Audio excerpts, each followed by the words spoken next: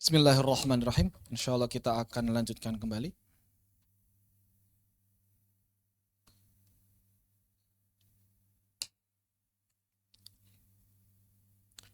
Masih dalam kajian Mabadi Ilmu Tajwid, masuk ke dalam bagian yang berikutnya, yaitu persoalan al-ijazah fil Quran.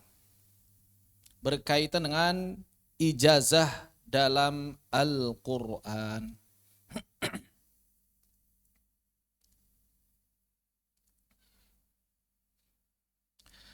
Dalam konteks Al-Quran, secara lebih khusus adalah ilmu qiraat, maka ijazah selain berfungsi sebagai izin untuk menjaga dan meriwayatkan lafaz-lafaz Al-Quran, seperti pada hadis yang tadi barusan kita jelaskan, juga berfungsi sebagai tazkiyah dan syahadah. Nah, ini bedanya.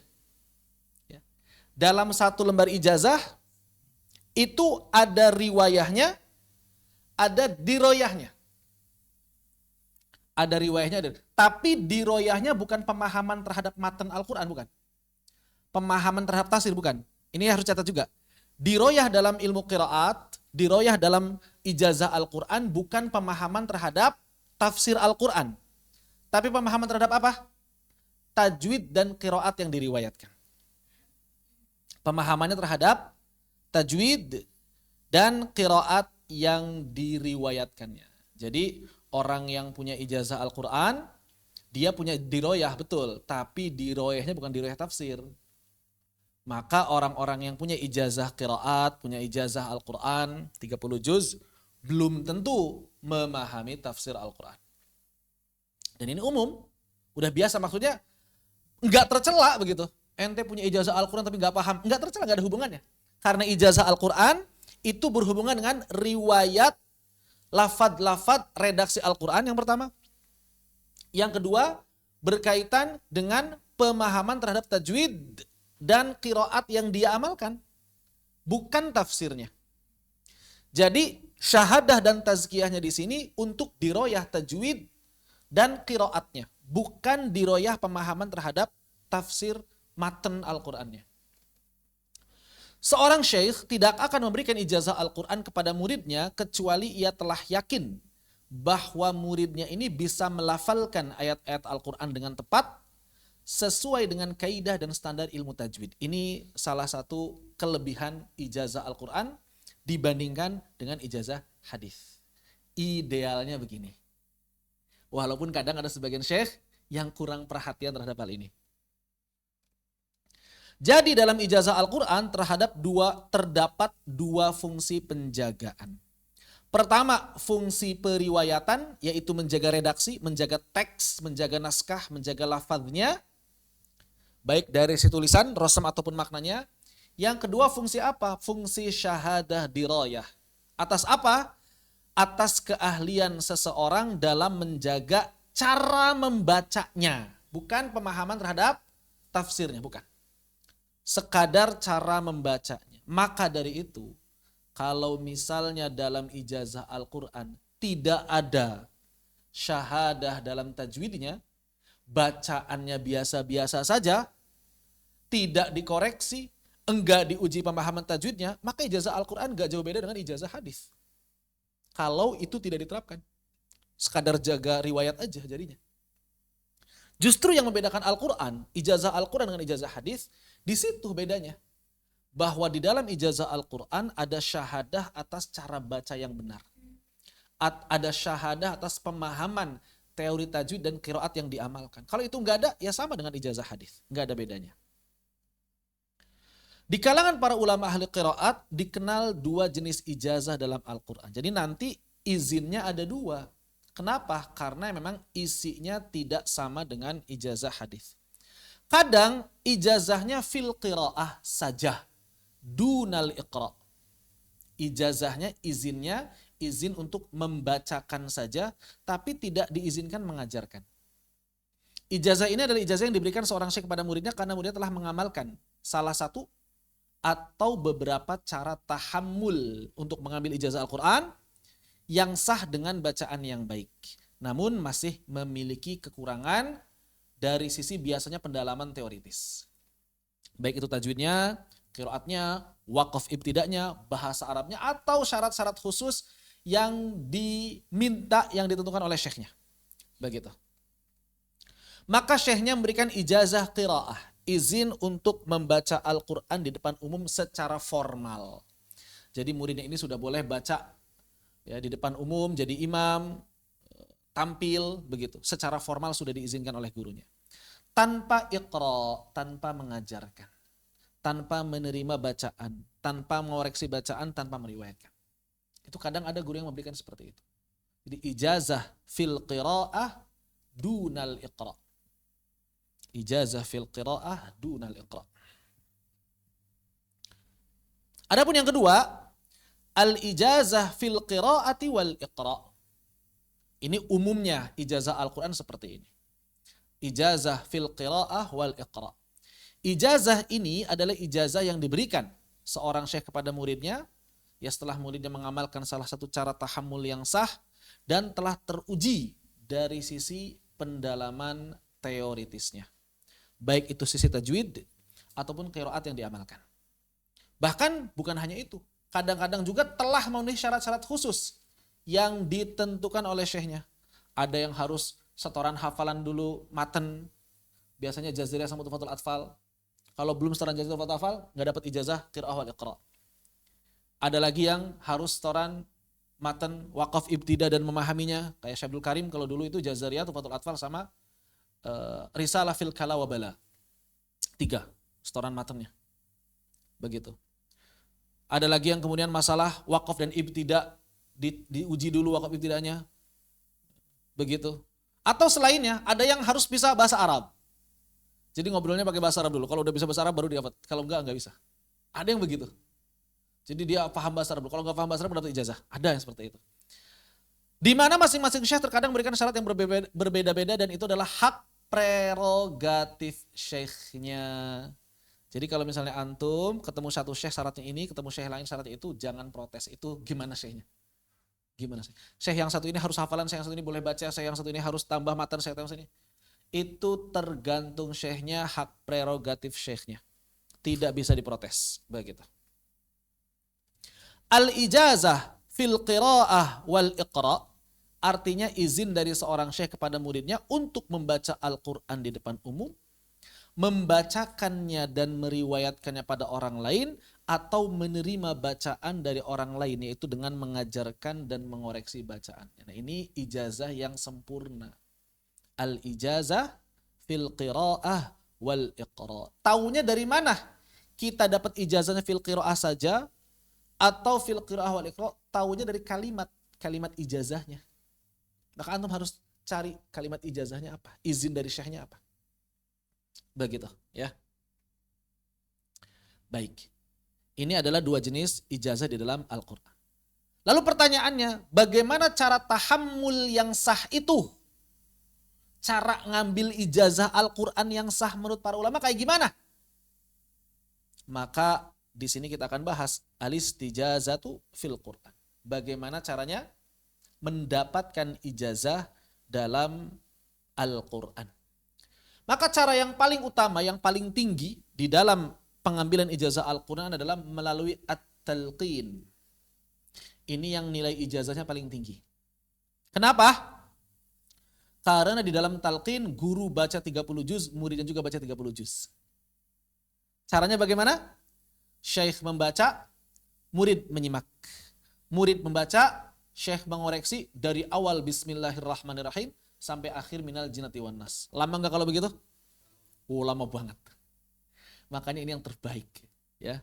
Apabila proses talqin telah selesai dan gurunya yakin bahwa muridnya bisa mempraktekkan bacaan dengan baik serta mengajarkannya, maka gurunya ngasih ijazah fil qiraah wal iqra. Cara ini dinilai sebagai cara terbaik dalam periwayatan, tapi memang lama. Makannya biasanya buat pemula doang. Kenapa? Karena kalau semua murid seperti ini nggak selesai-selesai belajarnya. Berpuluh-puluh tahun. Gurunya bisa sabar, muridnya belum tentu sabar. Muridnya bisa sabar, gurunya belum tentu sabar. Begitu. Tapi kalau buat anak-anak memang afdolnya talqin. Metode talqin. Ngaji metal. Yang pertama, at-talqin. Berat Ustaz talqin. Iya, makanya kebanyakan ulama nggak pakai talqin tapi langsung arad. Langsung arad. Nggak usah ditalqin lagi, muridnya langsung baca. Muridnya membacakan Al-Quran secara sempurna dari awal sampai akhir. Dari awal Al-Fatihah sampai akhir An-Nas. Baik bil ifrad, satu riwayat, atau bil jama' menggabungkan beberapa riwayat. Itu boleh. Silahkan mau 2 riwayat, 3 riwayat, 4 riwayat, 10 riwayat, 20 riwayat, 1000 jalur periwayatan juga boleh. Asyrah kubro, dibaca semuanya, boleh. Silakan. Begitu. Yang afdol bagaimana kalau kata para ulama? Sebetulnya yang afdol itu ifrad dulu semuanya. Baru kemudian nanti sab'ah. Baru kemudian asyrah sughra. Baru kemudian asyrah kubro. Lama enggak? Lama. Tapi itu yang terbaik. Cara ini merupakan cara yang banyak diamalkan para ulama kontemporer. Bahkan sudah diamalkan sejak zaman Nabi. Kita sudah dengar beberapa sahabat baca ke Nabi dengan cara arad. Cuma di zaman sahabat dahulu yang populer bukan arad, tapi sama'. Nabi yang baca kepada para sahabat. Ada sahabat yang baca ke Nabi, tapi umumnya sahabat dengar dari Nabi. Baru dari sahabat ke tabi'in, dibalik kebanyakan tabi'in yang baca ke sahabat. Kenapa? Karena lisannya tabi'in udah beda dengan lisannya sahabat. Banyak yang bukan Arab asli, tabi'in itu, banyak yang bukan Arab asli. Begitu. Makanya sahabat butuh ngecek lisan mereka. Sedangkan para sahabat rata-rata Quraisy. Bukan cuma orang Arab, rata-rata Quraisy. Nggak butuh dicek sama Nabi. Ya kecuali sahabat-sahabat yang datang dari jauh biasanya. Ngecek ke Nabi kayak gimana cara baca, benar apa enggak. Cara ini merupakan cara yang banyak diamalkan para ulama kontemporer. Jadi kalau zaman sekarang udah rata-rata arad. Nggak ada yang talqin zaman sekarang ya, udah berat. Walaupun tidak ada syarat membacakannya dengan hafalan, namun yang lebih utama adalah membaca dengan hafalan secara sempurna. Karena demikianlah asal arad Al-Quran sebagaimana disampaikan para ulama. Jadi enggak ada ulama yang mengatakan syarat ini mutlak, hafalan enggak. Walaupun ada ulama yang mensyaratkan. Tapi enggak disepakati, enggak ada ijma'. Enggak ada ijma', begitu.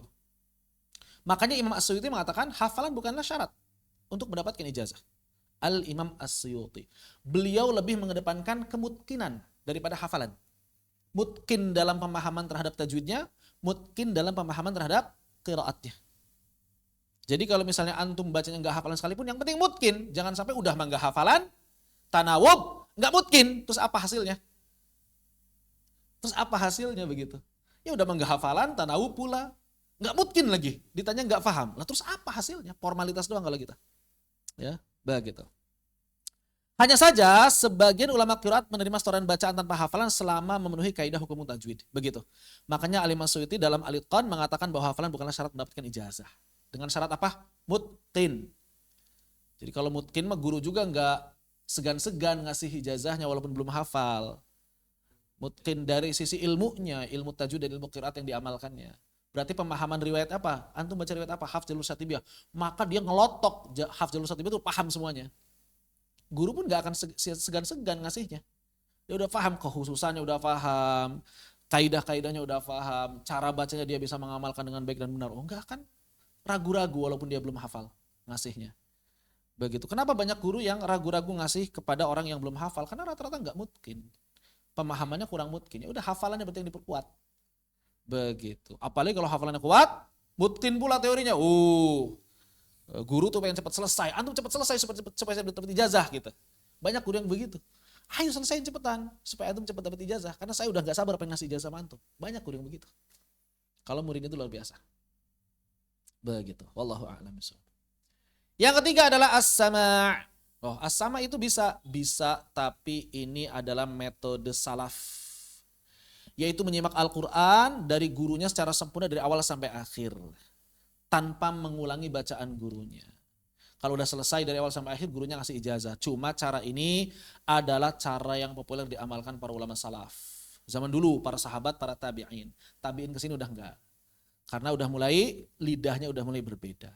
Oleh karena itu cara ini kemudian jarang, bahkan tidak lagi digunakan oleh para ahli qiraat. Kenapa? Karena murid yang bisa nyimak belum tentu bisa baca. Murid yang bisa menyimak dengan baik belum tentu bisa baca mempraktekkannya dengan baik. Makanya Kalau ada orang yang dapat ijazah melalui sama, ya gak kehitung lah kalau zaman sekarang. Antum dapat ijazah melalui apa? Sama. Gak kehitung lah zaman sekarang. Udah gak mutabar. Zaman sekarang udah gak mutabar ini. Gitu. Tapi secara sanad bisa tersambung. Secara sanad tersambung, tapi ijazah enggak gitu. Sanad, punya sanad doang dia. Karena mendengar dari gurunya kan. Sanadnya tersambung tapi ijazahnya enggak punya. Begitu. Karena ijazah Al-Quran harus ada syahadah. Dan sama saja belum cukup untuk mendapatkan syahadah tersebut. Bagaimana? Selain arad, selain talqin, apakah ada cara yang lain? Sebetulnya sama dengan apa? Dengan hadis, ada langsung al-ijazah. Boleh. Dalam Al-Quran juga boleh langsung memberikan ijazah. Atau yang lebih ketat dari ijazah sedikit, apa itu? Dengan al-ikhtibar misalnya. Cukup ujian. Kan katanya yang penting ada unsur diroyahnya. Maka diujilah. Misalnya diuji apanya? Hafalannya sebagian. Teori makhraj sifatnya. Praktek makhraj sifatnya, hukum waqaf ibtidah, variasi Quran dan sebagainya. Udah diuji, udahlah nggak perlu baca dari awal sampai akhir, udah kelihatan kok dari ujian ini bagus misalnya begitu. Maka ini juga ada ulama yang membolehkan. Bilih tibar, cukup dengan ujian seperti Syekh Madkur Bayumi, Abdul Fattah Madkur Bayumi. Ini beliau sering memberikan ujian kepada murid-murid yang datang, tapi nggak perlu baca dari awal sampai akhir. Ikhtibar, diuji aja. Suruh ngelanjutin bacaan, dijelasin ininya, habis itu selesai. Ini sebagian ulama seperti Syekh Abdul Fattah Madkur Bayumi. Atau bi ba'dil Quran, bacanya cukup sebagian. Baca Al-Fatihah doang, 5 ayat surah Al-Baqarah, dan 3 surah terakhir biasanya. Ini yang diamalkan misalnya oleh Syekh Misbah Wadan Ad-Dusuqi di Mesir. Bacanya sebagian, ijazahnya seluruh Al-Quran, bukan cuma yang dibacanya saja. Begitu. Ya, dengan anggapan ya udahlah, udah ketahuan, udah bisa kan, bisa udah, nggak apa-apa. Yang lainnya mah ijazah. Begitu. Ada juga siapa misalnya yang mengamalkan Syekh Misbah Wadan Ad-Dusuqi. Kemudian termasuk bi ba'dil Quran adalah bitanawub atau munawabah yang diamalkan oleh misalnya kalau dulu Syekh Bakri At-Tarabishi. Namun kemudian beliau mengatakan semua murid-murid saya yang dapat ijazahnya melalui tanawub ditarik ulang. Karena beliau di akhir hayatnya menolak tanawub atau munawabah. Syekh Bakri At-Tarabishi. Begitu. Kan nomor 5 masih. Munawabah termasuk nomor 5 sama aja. Jadi munawabah dengan bi ba'dil Quran itu sama karena sama-sama baca sebagian. Makanya disampaikan termasuk dalam kategori yang adalah bitanawub. Tanawub itu munawabah. Tanawub itu adalah munawabah. Tanawub sama dengan munawabah. Begitu. Kenapa? Karena baca sebagian. Orang tanawub bacanya seluruh enggak? Enggak kan? Baca ini halaman pertama ini, halaman kedua, halaman ketiga. Dia enggak baca seluruh Al-Quran. Berarti bi ba'dil Quran sebetulnya. Nah begitu. Yang terakhir enggak baca sama sekali langsung dapat ijazah. Boleh enggak? Ada yang mengamalkan. Dia Ibnu Jazari yang ngasih ijazah kepada Al-Imam Ridwan Al-Luqbi yang pernah saya ceritakan. Syekh Ridwan Al-Luqbi datang, ketemu Ibnu Jazari, Ibnu Jazari langsung memberikan ijazah tanpa baca satu surah pun. Kenapa? Karena Imam Ibnu Jazari sudah yakin dengan kemampuan muridnya tersebut. Begitu. Nah, pertanyaannya, sebetulnya 3 jenis ijazah yang didapatkan melalui 456 ini sah atau tidak? Disepakati tidak keabsahannya oleh para ulama. Ijazah melalui talqin, para ulama sepakat sah. Ijazah melalui arad, para ulama sepakat sah. Ijazah melalui sama', para ulama sepakat enggak sah zaman sekarang. Oke ya, ijazah melalui sama' udah enggak mutabar kalau zaman sekarang.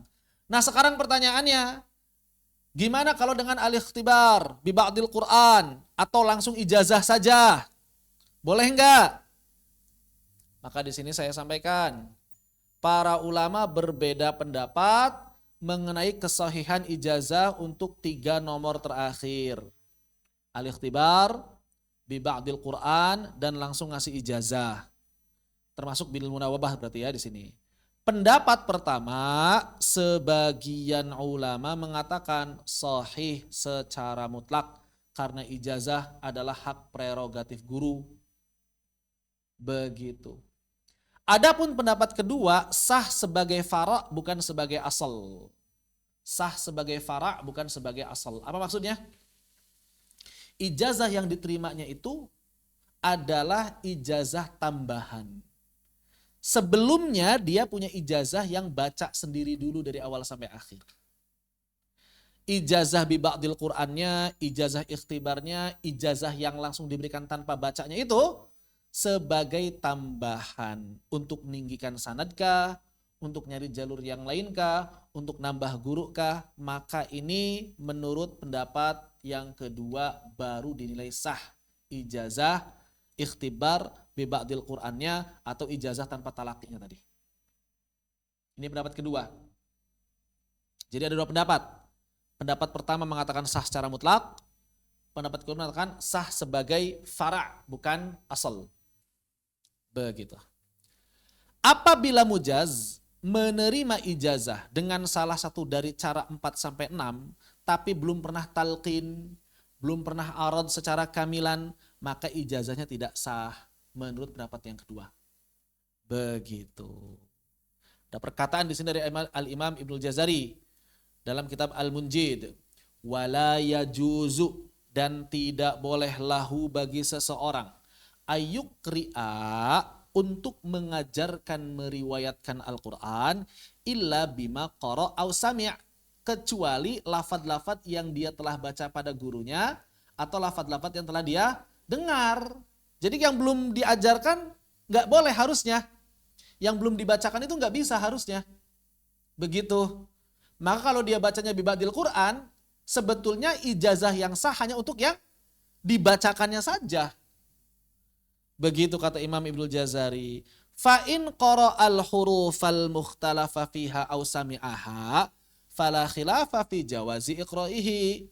Kalau memang dia sudah baca, dia sudah paham kaidah-kaidahnya, gurunya sudah mencontohkan kalimat-kalimat yang beda tadi, maka para ulama sepakat kalau yang sudah seperti itu boleh diajarkan kembali Al-Quran al-azima biha. Dia boleh mengajarkan Al-Quran dengan apa yang diajarkan dan dibacakan pada gurunya tadi. Bisyartil mutaqaddam, dengan syarat yang telah dijelaskan. Apa itu? Wahwa ayakuna dzakiran, yaitu dia termasuk orang yang mampu mengingat, cerdas. Kaifiyata tilawatihi, yaitu mengingat cara baca tilawahnya, bihi halat talaqihi min syaikhihi, yaitu dia mampu mengingat-ingat, mencontohkan kembali cara baca yang benar sebagaimana ditalakikan dari gurunya. Itu yang penting. Begitu. Kalau misalnya dia belum baca, maka sebetulnya kalau lihat perkataan Ibnu Jazari di sini nggak sah. Yang belum dibacakannya nggak sah diajarkan kembali. Yang belum dibacakannya, yang belum didengarnya, yang belum ditalakikannya itu belum sah diajarkan kembali. Begitu. Makanya tadi pendapat ulama kedua apa? Sebagai far', bukan sebagai asal. Ya. Kemudian, makanya kalau misalnya ada pengijazan surah Al-Fatihah, ya berarti dia dapat ijazah surah. Kalau dia baca Al-Fatihah maka berarti ijazahnya Al-Fatihah doang harusnya. Harusnya begitu harusnya. Bukan kemudian bacanya Al-Fatihah ijazahnya seluruh Al-Quran. Nah begitu ya. Bagaimana apabila terdapat sebagian penuntut ilmu yang sebelumnya tidak pernah membaca secara kamilan kepada seorang ahli qiraah dan belum pernah mendapatkan ijazah dengan cara tersebut. Tapi ia mengajarkan keseluruhan Al-Quran bukan hanya yang dibaca atau didengarnya saja. Dia baca ke gurunya cuma sebagian. Tapi dapat ijazahnya seluruh Al-Quran. Pas ngajar dia ngajarnya apa? Ya seluruh Al-Quran kan ngajarnya. Gimana tuh status pengajarannya? Gimana status pengajarannya? Gimana status periwayatannya? Kan dia meriwayatkan pada muridnya seluruh Al-Quran. Padahal baca ke gurunya sebagian Al-Quran. Nah gimana status periwayatannya? Ya, maka di sini ada beberapa pendapat. Al-Imam Ibnu Jazari mengatakan jawwaza dzalikal alamah al-Ja'bari mutlaqo. Kalau kata Imam al-Ja'bari mah enggak apa-apa, sah-sah aja. Tapi wa mana'ahu, melarangnya al-Hafidz al-Hujjatu Abul Ala al-Hamdani. Tapi Imam al-Hamdani melarangnya. Al-Hamdani melarangnya. Wa ja'alahu min akbaril kabair. Dan mengatakan bahwa ini termasuk dosa besar. Kenapa? Karena dia mendustakan riwayat. Orang belum pernah meriwayatkan dari gurunya, gimana meriwayatkan ke muridnya? Begitu, ya. Al-Hamdani. Pakai sukun ya. Kalau dal pakai sukun. Kalau zal pakai fathah. Hamadani dan hamdani. Ini harusnya pakai sukun harusnya. Alhamdani. Begitu. Ya, seperti itu.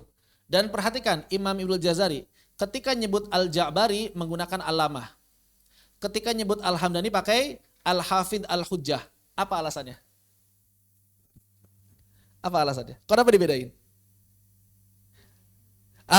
Karena pendapat Abul Ala dianggap lebih kuat, makanya ditambahin julukannya Al-Hafidh Al-Hujjah. Sedangkan Al-Ja'bari disebut alamah saja. Ini salah satu cara ulama untuk menunjukkan keberpihakan tapi tanpa merendahkan pihak yang tidak dipilihnya begitu. Ya, seperti itu caranya. Jadi Imam Al-Jazari lebih berpihak kepada Abul Ala Al-Hamdani. Buktinya apa? Beliau ngasih dua julukan Al-Hafidh Al-Hujjah begitu. Adapun Ibnu Jazari sendiri berpandangan bahwa orang yang mendapatkan ijazah tanpa talaki mesti dirinci. Tapi Ibnu Jazari rinci, ya, enggak langsung dosa besar juga. Imma ayakuna talabi dzalika aw sami'ahu fa arada ayu liyasanada aw yukthira turqa faja'alah mutaba'atan awalan fa in kana fajaizun hasan.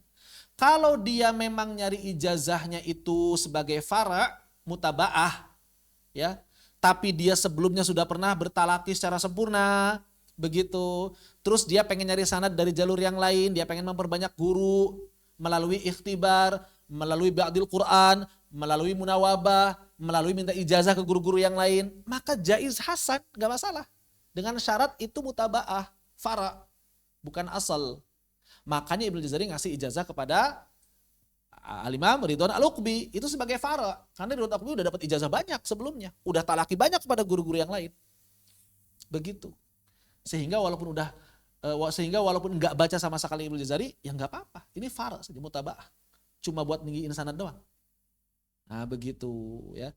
Jadi kalau sebagai fara, sebagai mutaba'ah tidak masalah. Bukan sebagai asal. Begitu. Baik.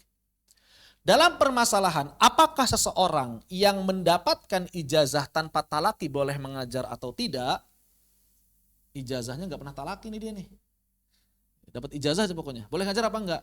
Maka Imam Ibnu Jazari mengkritik pendapat para ulama yang membolehkan dan mengamalkan hal tersebut. Wa indi fi dzalikan nazar. Maka menurutku orang yang membolehkan secara mutlak ini butuh ditinjau ulang. Kenapa? Lakin labuda minash atau minishtirotil ahliyah. Kenapa? Karena sudah seharusnya disyaratkan kompetensi begitu. Walabu dalil mukri'i minat tanbihi bihali rijali wal asanidi. Bahkan orang yang sudah mengajar itu harus memahami, pengajar Al-Quran itu harus memahami apa? Memahami peringatan-peringatan berkaitan dengan ilmu rijal. Apakah sanad antum itu sah atau tidak? Wal asanid mu'talafiha wa mukhtalafiha. Mana sanad-sanad yang diperselisihkan, mana sanad-sanad yang cacat, mana sanad-sanad yang disepakati, begitu. Jadi jangan nerima aja, karena banyak juga orang nerima sanad itu nggak teliti, nama-nama gurunya salah ternyata, sanadnya ada yang terputus, namanya hilang. Seperti beberapa waktu yang lalu ada yang bilang, Ustadz, ada syekh besar, sanad ke-25 katanya. Ternyata sanad ke-3, 34, karena ada 9 nama yang hilang. Ini banyak ya seperti ini.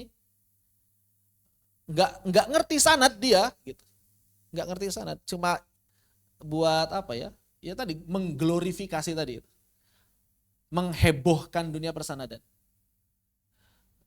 Sanad ke-25 katanya, ternyata sanad jalur Turki. Ustaz Imam Syafi'i udah meneliti sanad itu. Tahu ini mas, hilang banyak kata dia, namanya hilang banyak katanya.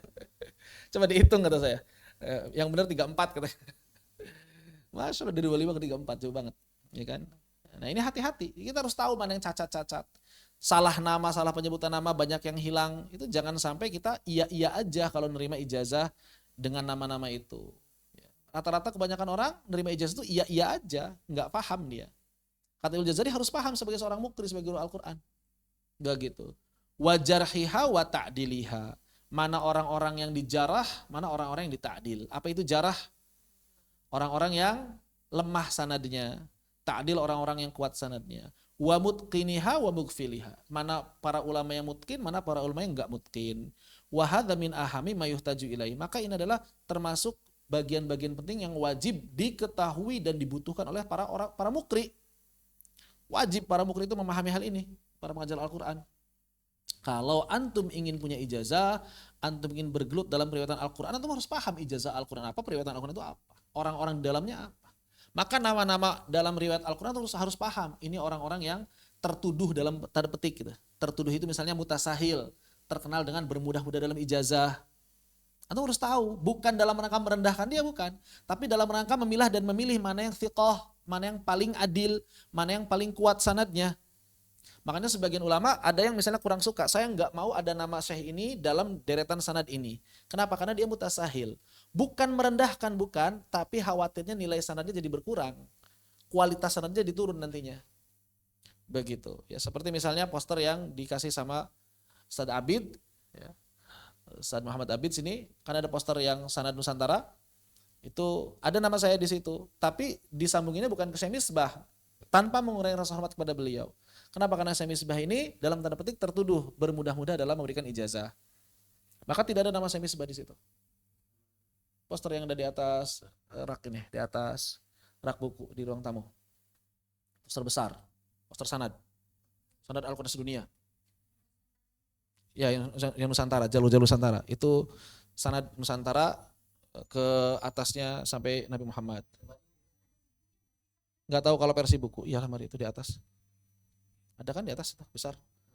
Oh, belum dicek. Iya, ada posternya, hadiah posternya ya. Begitu.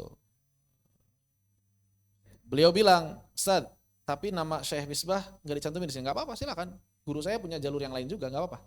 Pakai jalur yang lain aja. Begitu. Seperti itu. Ya, demikian. Nggak ada nama Syekh Misbah di situ. Kenapa? Karena para peneliti sanad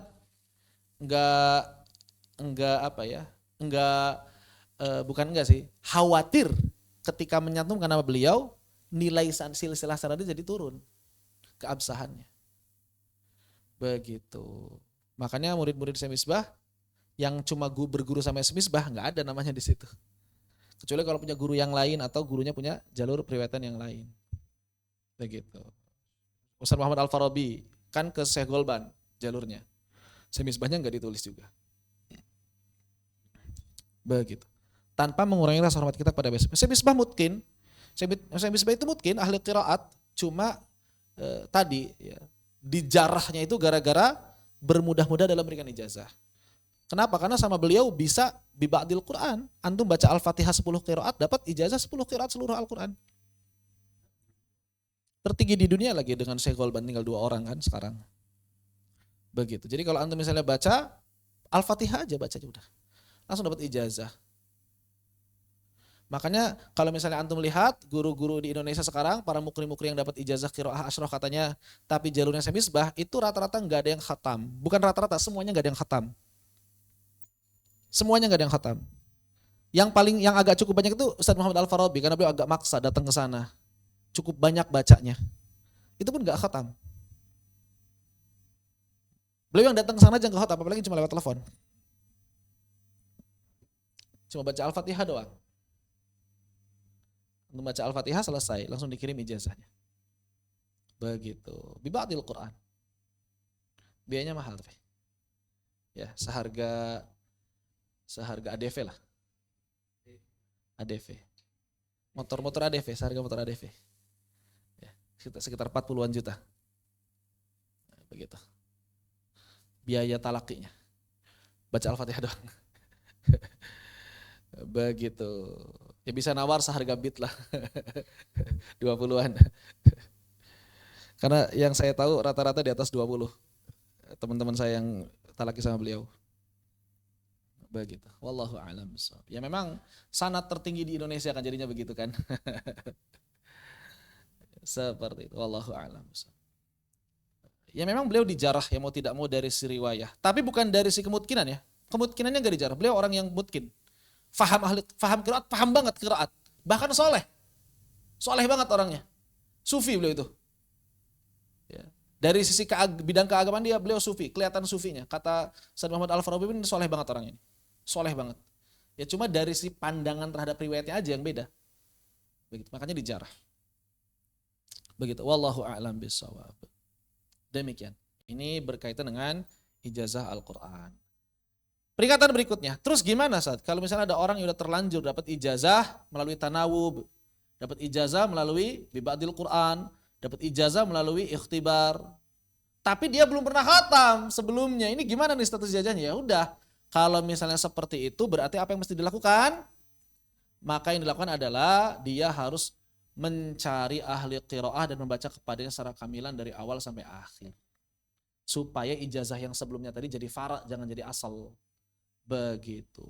Ia juga mesti memperdalam teori-teori tajwid dengan mutola'ah, mendengarkan rekaman ceramah, tidak berhenti untuk melatih praktek pengucapan Syekh Hujaiyah dan menjaga pelafalannya dengan tepat. Semua itu dalam rangka menjaga pertanggungjawaban ilmiah atas ijazah yang telah didapatkannya. Tidak malah kemudian berbangga-bangga dengan ijazah. Udah dapat ijazah, tempel, dapat ijazah. Saya ijazah sanad tertinggi di Indonesia. Enggak seperti itu. Ya. Begitu. Memilih bersegera untuk tampil di hadapan khalayak, apalagi sampai membuka pintu-pintu pengijazahan Al-Quran dengan begitu longgar. Dan itu yang terjadi hari ini. Karena kan lumayan, ngebuka ijazah munawwah itu lumayan. Ya. Berapa sekali bayar satu orang 2 juta kan? Sebulan. Atau kadang 2 minggu malah. Misalnya kelompok 10 orang, berarti 2 minggu 20 juta. Satu kelompok, satu halakoh. Ya kan? Lumayan. Bukan lumayan lagi. Kalau misalnya sebulan katakanlah 20 juta satu kelompok. Punya 3 kelompok udah 60 juta. Per bulan. Ya kan? Udah hampir sama dengan gajinya Imam Ibnu Jazari. Iya kan? Cuma duduk doang ngedengerin, baca mereka, yang penting formalitas baca selesai udah dikasih ijazah. Dan itu banyak hari ini. Bahkan bukan 2 juta, kadang-kadang 4 juta saya lihat itu. Ya. Ada yang periwayat gitu kan, ada yang kalau misalnya qiraat nambah lagi sampai 6 juta. Luar biasa. Ya kalau mikirnya ke duit mah pasti kayak gitu. Tapi ingat ada pertanggungjawaban dan amanah ilmiah di sana. Bukan cuma sekadar ngedenger bacaan orang lain tapi ngoreksinya, ngasih pemahamannya, itu yang berat. Begitu. Allahu a'lam bishawab. Karena apa? Karena ijazah itu amanah, bukan sesuatu yang dibanggakan di hadapan manusia. Kemudian pertanyaan yang sering ditanyakan juga, apakah ijazah adalah syarat untuk mengajar Al-Quran?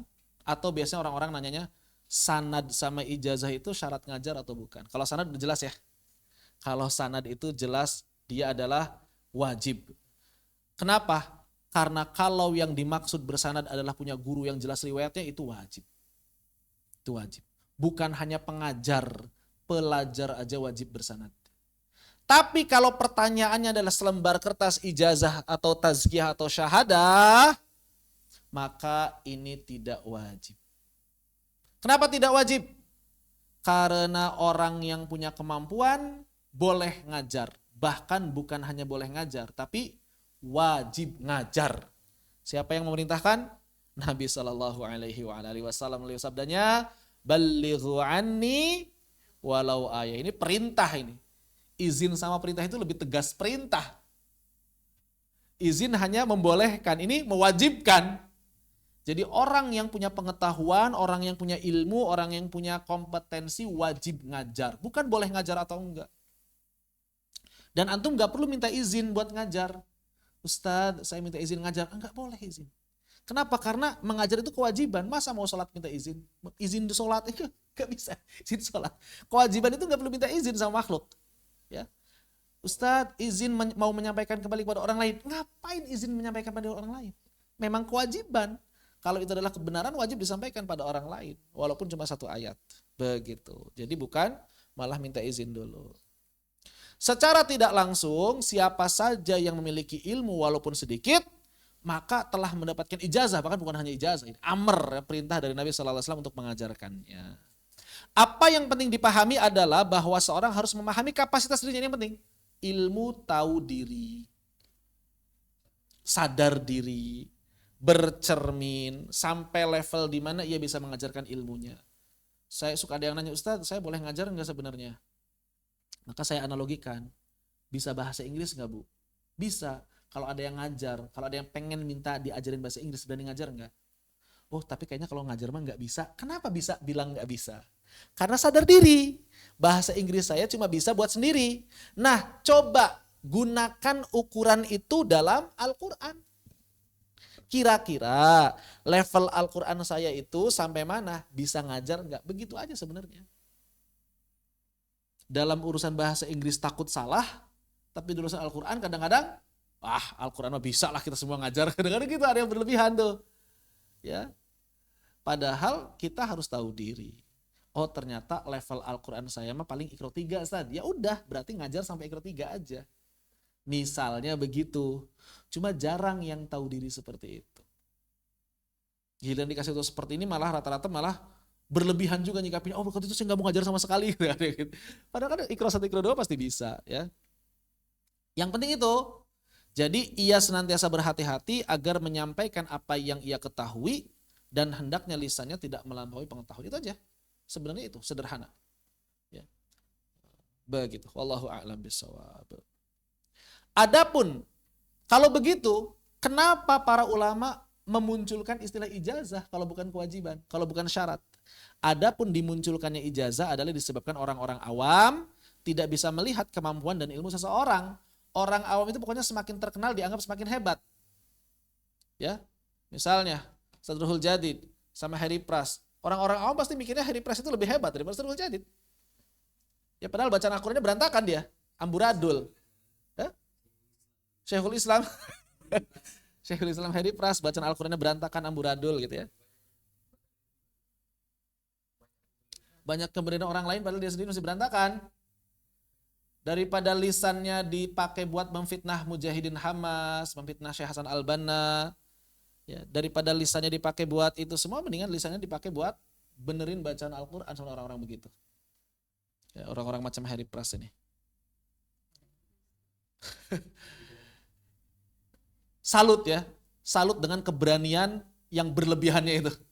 Berani memfitnah, berani berdusta, berani mencela para ulama, bilang orang tuanya Hasan Al-Banna itu Yahudi, bilang Hamas itu adalah hama dari Palestina. Na'udzubillah tsumma. Saya nggak habis pikir ada orang yang begitu, bukan berani, namanya apa ya? Konyol apa ini? Nekat. Apa ya? Bahasanya apa sih? Udah lebih dari apa itu? Bukan makhluk ya. Lebih dari dungu lah kalau kata saya lah. Lebih dari dungu lah gitu. Di debat gak mau, diajak mubahalah gak mau, tapi masih terus-terusan memfitnah. Gak kebayang nanti di akhirat bangkrutnya kayak gimana itu. Seluruh Mujahidin Hamas datang. Harry Pras, ini Mujahidin Hamas. Hasan Al-Banna, Ikhwanul Muslimin. Berapa jumlah anggota Ikhwanul Muslimin yang difitnah sama dia? Subhanallah. Berbondong-bondong itu. Gak kebayang lah pokoknya di akhiratnya kayak gimana itu model orang seperti ini. Ya. Dan yang lebih parah siapa? Yang mau ngikutin. Orang bodoh begini banyak yang ngikutin, itu lebih parah lagi. Ada lagi yang lebih parah lagi daripada orang-orang yang mengikutin. Siapa itu? Sebagian yang katanya ustadz dan mendukung dia. Itu lebih parah lagi. Lebih parah lagi.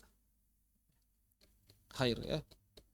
Nah orang awam nggak tahu kan, belajar itu ke siapa? Belajar ke Harry Pras, belajar ke guru gembul, Abu Marlo, Miftah siapa yang di Bandung itu yang kemarin Al-Qari'ah.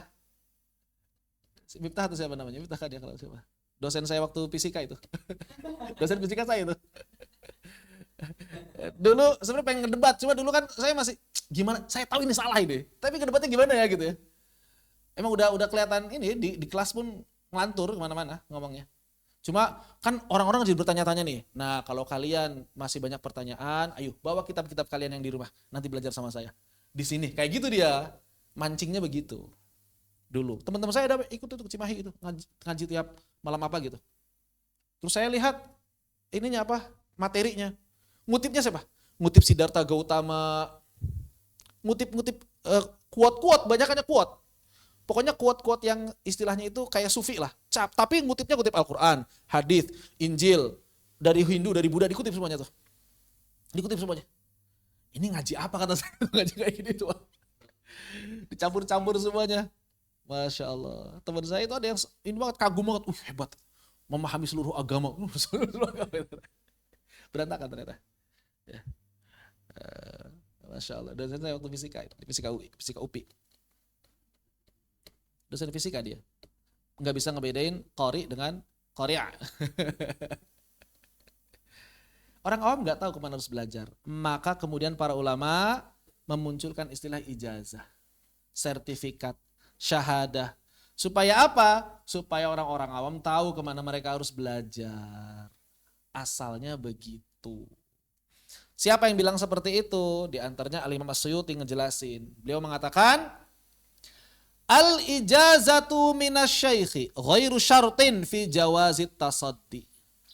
Yang namanya ijazah dari guru itu bukan syarat untuk seseorang boleh dalam memberikan faidah. Tasaddi, memberikan faidah, ngajar. Lil iqra'i, ataupun ngajar Al-Quran. Wal ifadah, ataupun sekedar ngasih faidah. Gak ada syarat.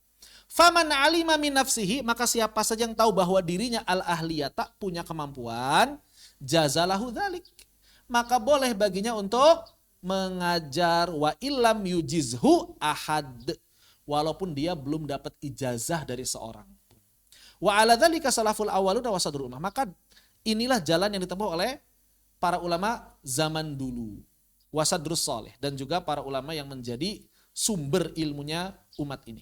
Wa kadzalika fi kulli ilmin, maka demikian pula dalam setiap ilmu yang lain, wa fil iqra, dan juga dalam pengajaran Al-Qur'an, wa fil ifta, bahkan dalam urusan fatwa sekalipun, kalau antum memang punya kemampuan berfatwa, ya berfatwa aja. Cuma kalau enggak punya ya jangan berfatwa. Khilafan li ma yatawahamuhul aghbiya, berbeda pendapat dengan yang keliru dipahami oleh orang-orang bodoh.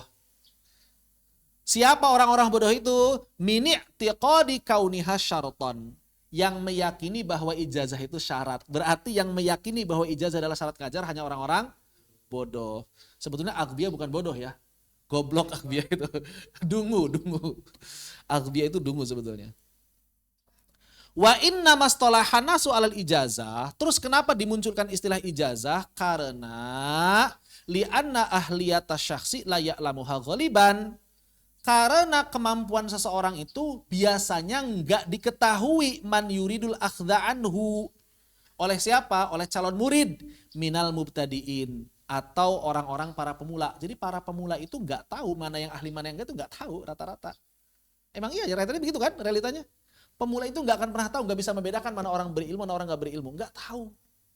Pokoknya kalau kata orang awam mah terkenal nggak terkenal, gaya bahasanya enak atau nggak enak, meyakinkan atau tidak, begitu.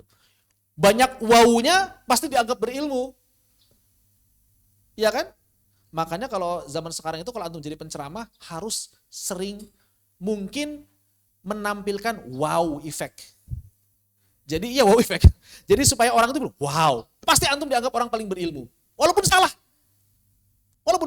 Yang penting orang-orang itu wow. Walaupun salah. Yang penting antum pede. Ya cuma tanggung jawab di akhiratnya besar. Yang penting pede. Karena orang itu nggak akan ngecek sebetulnya. Antum ngarang aja misalnya. Bahwa Nabi SAW bersabda di dalam kitab An-Nasai, jilid kesekian nomor sekian. Orang nggak akan ngecek. Yang penting orang-orang wow. Oh iya. Atau misalnya antum ngarang cerita apa gitu ya. Tahu nggak? Ada cerita dulu. Wah. Padahal bisa jadi bersih enggak? Jarang orang-orang awam itu ngecek. Jarang. Gimana? Iya. Abu Marlo juga kan sama aja gitu.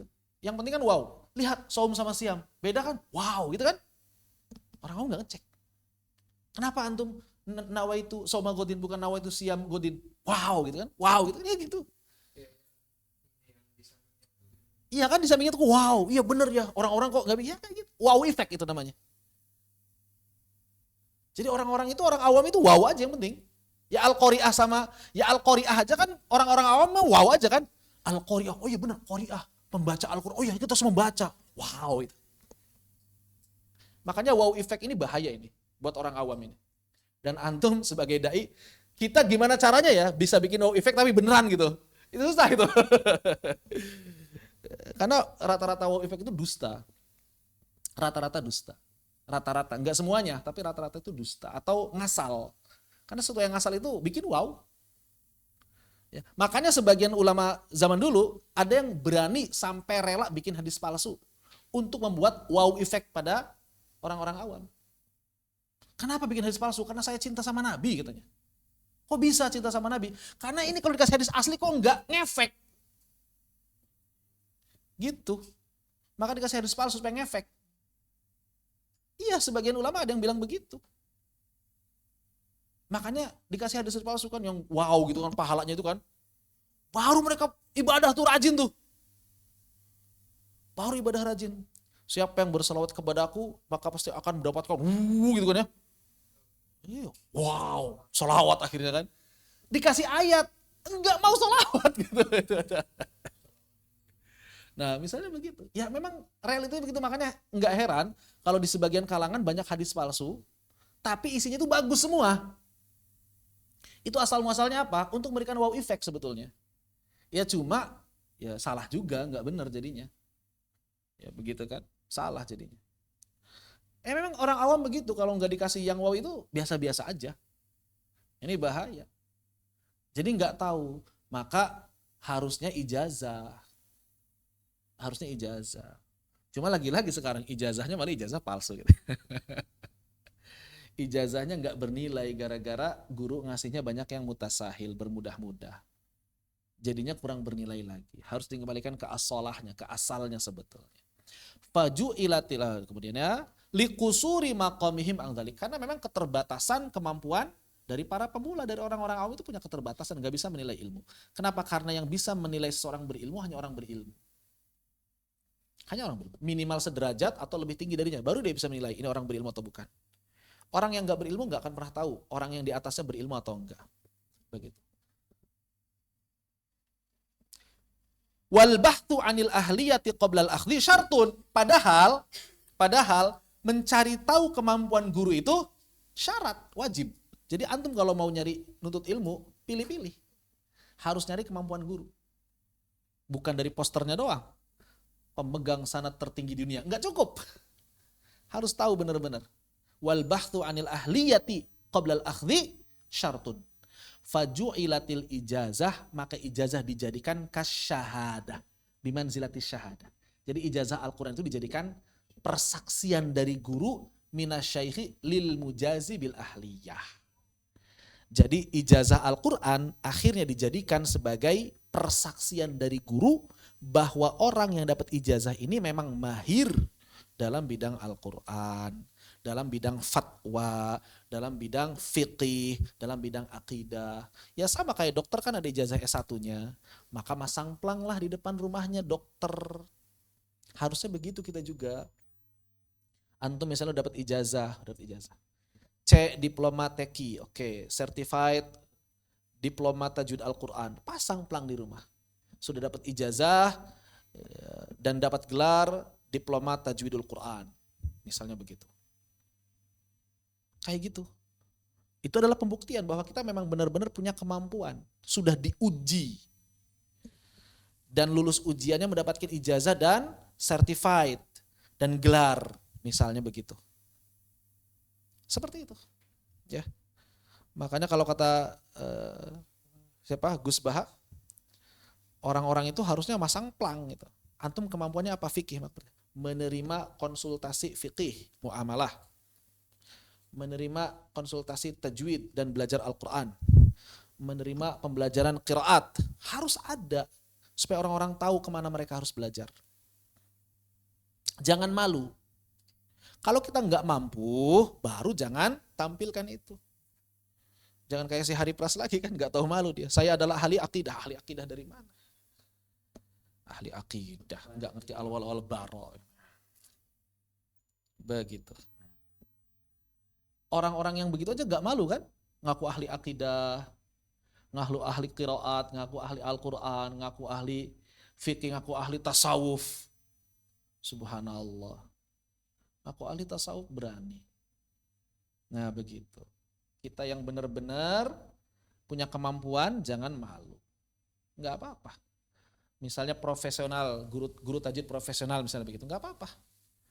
Ya, maka kalau antum punya gelar tertentu, tampilkan. Kalau antum punya sertifikat tertentu, tampilkan. Antum lulusan dari mana, tampilkan. Kecuali kalau orang udah kenal antum, nggak perlu nama apapun, udah kenal, oh iya dia mah itu gitu, selesai kalau itu. Ya, begitu. Wallahu a'lam bishawab. Hei, sampai sini tanyakan?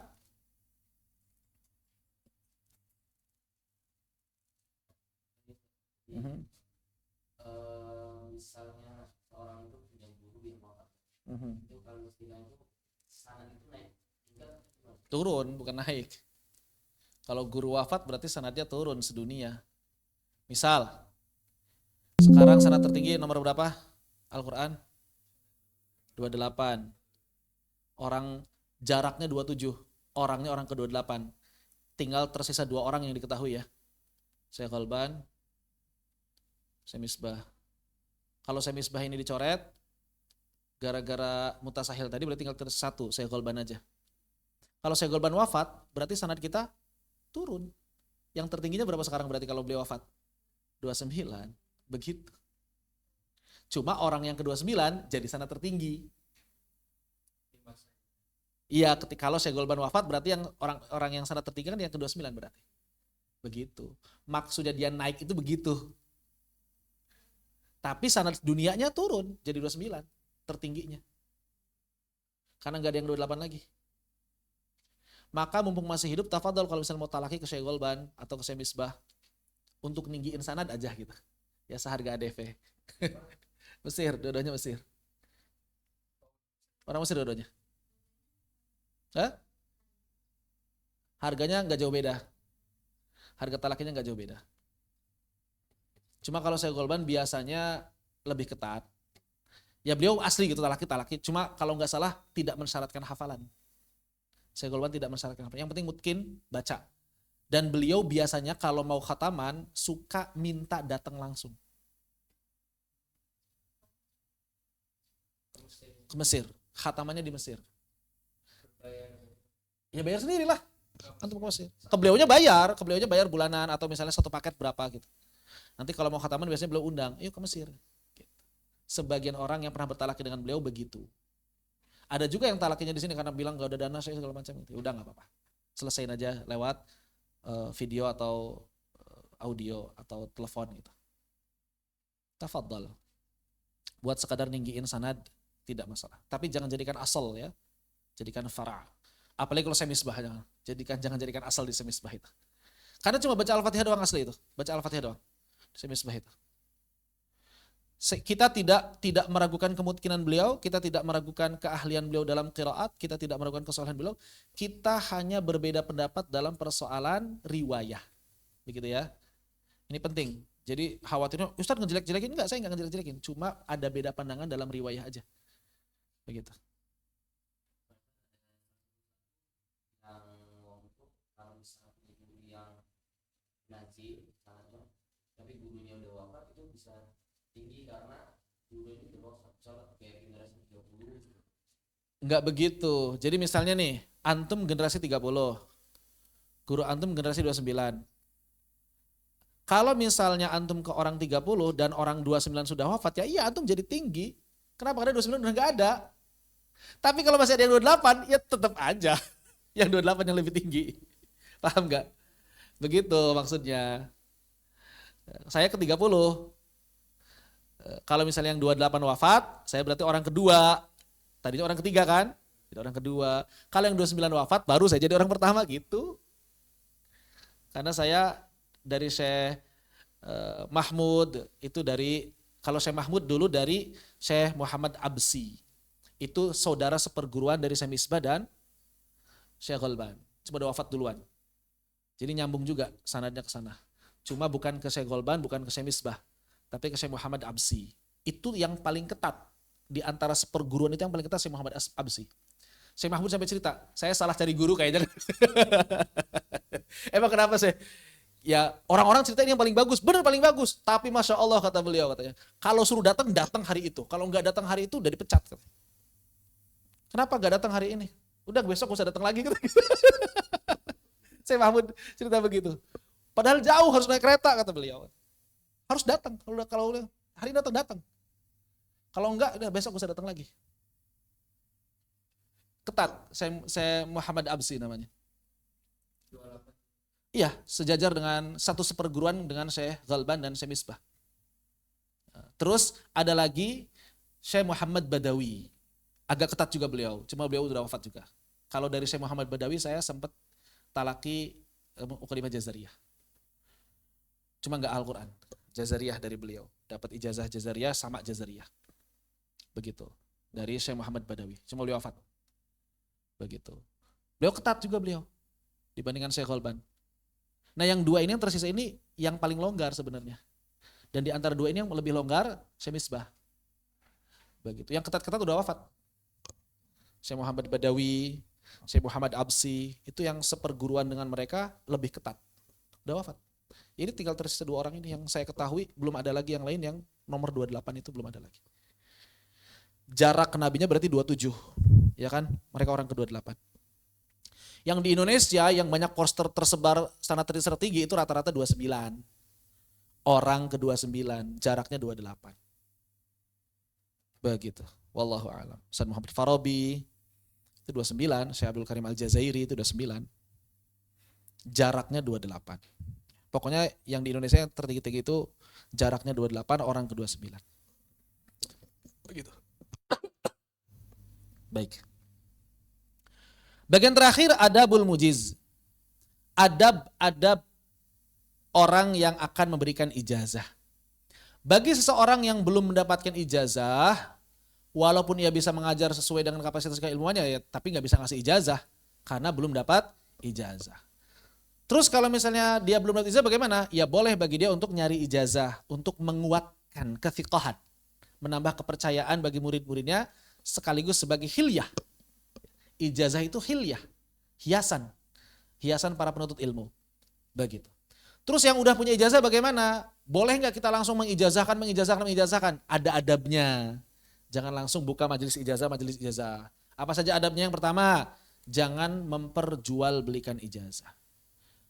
Akadnya akad ijaroh ngajar boleh. Akadnya akad ijaroh untuk talaki boleh. Tapi akadnya jangan akad jual beli ijazah. Ijazahnya jangan diperjualbelikan, nggak boleh. Maka kalau ada orang lulus kasih ijazah gratis.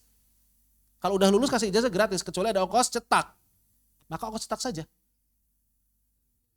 Bukan bayar ijazahnya. Karena ada sebagian orang, mohon maaf ya, udah lulus, udah selesai, tapi nggak bisa mendapatkan ijazah kecuali harus ditebus dengan nominal tertentu.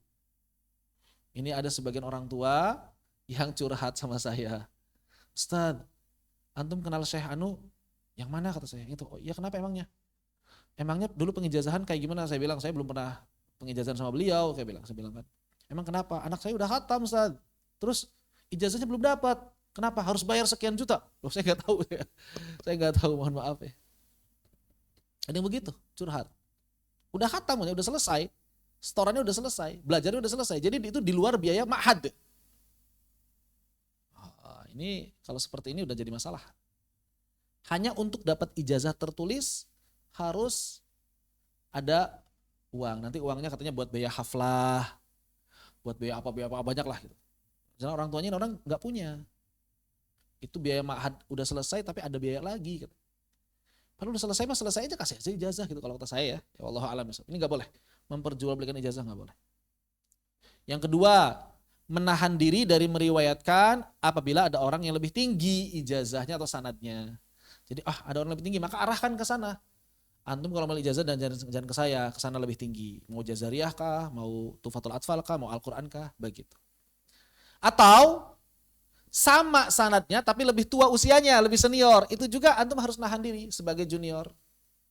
Antum harus ngasih tahu ke orang-orang. Kalaupun tetap mengijazahkan, antum harus ngasih tahu di mana lokasi yang senior tadi, di mana lokasi yang lebih tinggi sanadnya tadi. Supaya murid-murid antum enggak mencukupkan diri pada antum. Begitu. Setelah saya ngabarin kan murid-murid saya Yasin Fadani masih hidup di sini. Itu sengaja supaya antum itu semangat nyari yang lebih tinggi. Jangan cukup di sini. Untuk riwayah. Begitu ya. Jangan cukup di sini. Begitu. Kemudian hendaknya menjaga kejujuran dalam periwayatan dengan mengabarkan siapa gurunya dan bagaimana cara tahammulnya. Dulu kayak gimana tahammulnya? Dulu tahammulnya misalnya sama, arad, ikhtibar, munawabah, jujur begitu. Hal ini sebagai bentuk dari amanah imla dan menjauhkan diri dari tadlis. Keenam, memenuhi syarat yang mu'tabar. Apa saja syarat yang mu'tabar? Tathabbut, cek dan dicek perkataan atau lafaz di ijazah antum. Cek dan dicek. Nama-nama, cara bacanya, itu hati-hati. Jangan sampai ada yang hilang, jangan sampai ada huruf yang keliru. Langsung cari ke mu'jam, kamus-kamus. Berusaha menjaga periwayatan dari tahrif atau tashif. Tahrif atau tashif, yaitu perubahan redaksi. Jangan sampai ada yang berubah redaksinya. Ya, antum harus bisa menjaga. Kemudian selalu murojaah dan bertanya pada para ulama. Ini penting. Dekat sama para ulama. Keempat, apabila menemukan persoalan yang baru, maka mesti mencari jawabannya merujuk pendapat para ulama atau menggunakan usul yang telah ditetapkan para ulama. Jangan ngarang jawabannya. Begitu.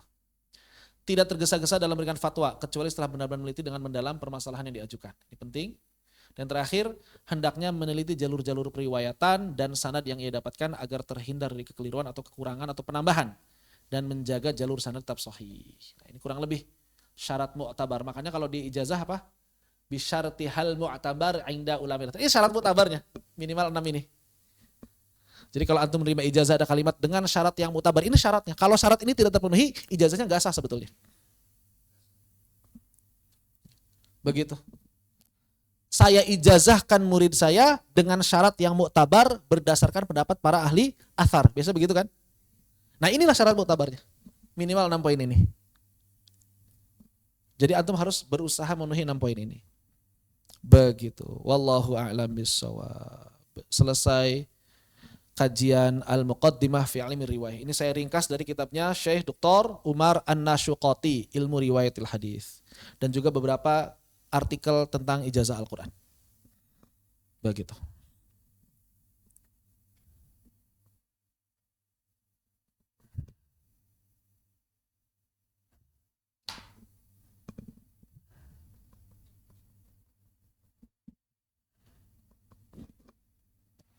Ada yang diskusikan? Dipersilakan. Kalau tidak ada berarti cukup sampai di sini.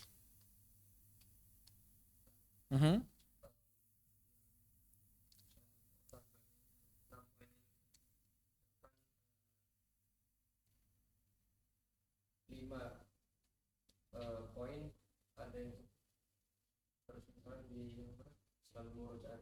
Ternyata karena kesibukan di hal yang lain, jadi misalkan Qurannya kurang. Itu apakah Cacat. Ijazahnya cacat. Aib.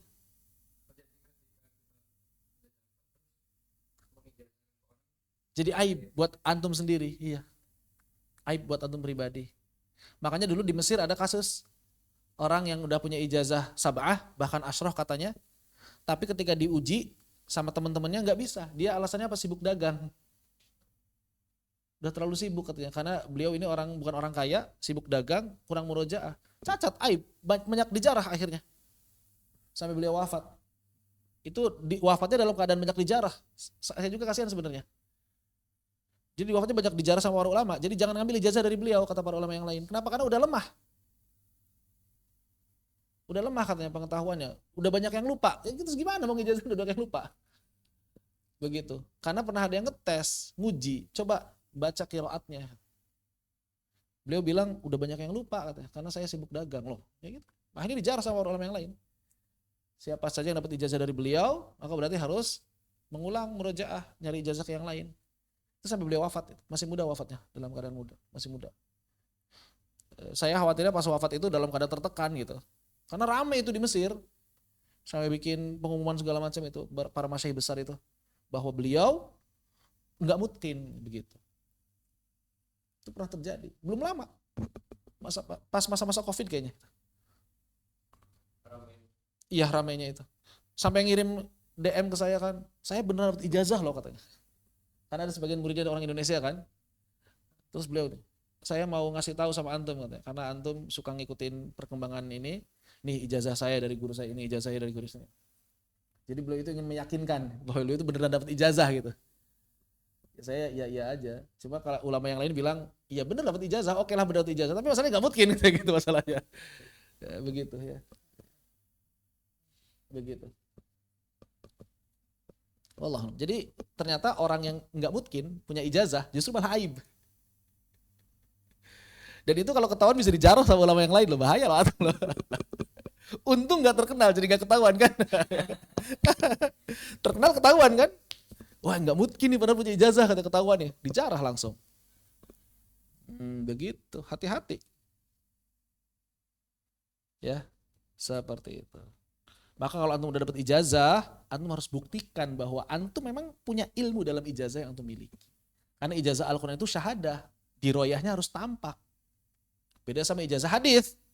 Ijazah hadis itu yang penting kan izin riwayat, selesai.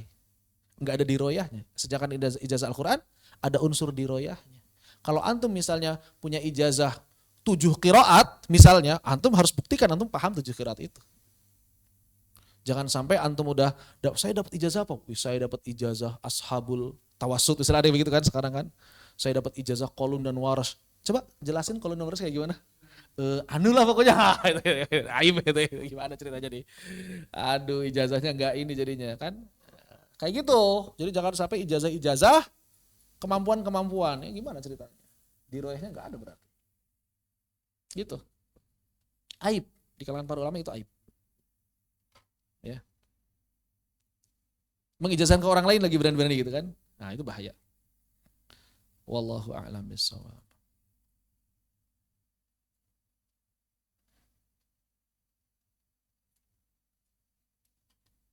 Khair. Ada yang tanyakan? Cukup? Gimana? Gimana?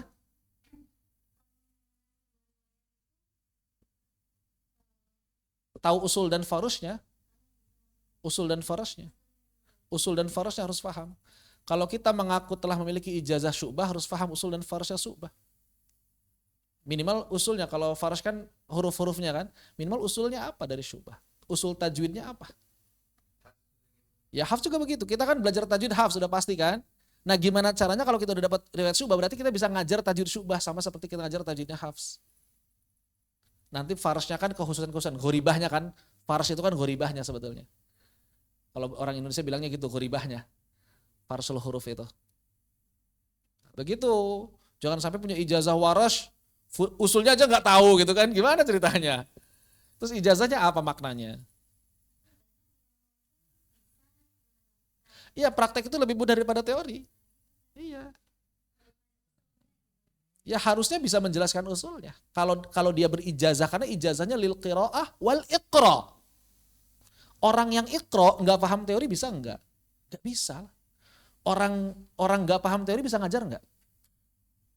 Enggak. Orang nggak paham teori itu nggak bisa ngajar. Kalau ijazahnya lil qiraah wal iqra, harusnya dia paham teorinya. Kecuali kalau ijazahnya lil qiraah saja, praktek doang. Ya udah oke kalau begitu. Saya dapat ijazah juga qiraah doang, cuma praktek doang. Oke, dimaklumi. Tapi kalau ijazah fil qiraah wal iqra, kemana kemungkinan iqra'nya? Ya, harus dibuktikan kemungkinan iqra'nya. Mengajar. Kemungkinan mengajar. Iqra itu kan mengajar. Membacakan itu artinya mengajar. Iqra itu ngajar. Makanya mukri. Ngajar Al-Quran. Buktikan kalau antum memang mukri dari Warsh. Buktikan kalau antum memang mukri dari Qalun. Buktikan kalau antum memang mukri dari Sab'ah. Iyalah. Jangan sampai punya ijazah Sab'ah tapi nggak bisa ngajar Sab'ah. Terus ngajar apa? Ya begitu. Wallahu a'lam bishawab. Ya itulah yang saya bilang kemarin, ada beberapa orang yang lemah dalam teori tajwid tapi dapat ijazah hafz misalnya. Tapi nggak bisa ngejelasin hafz kayak gimana. Ya aneh kalau begini, berarti nggak mutqin. Dia hanya dobit tapi nggak mutqin. Maka ijazah yang tepat buat orang yang dobit itu hanya qiraah saja dunal iqra sebetulnya harusnya. Karena kalau iqra harus mutqin. Profesional. Ya. Begitu.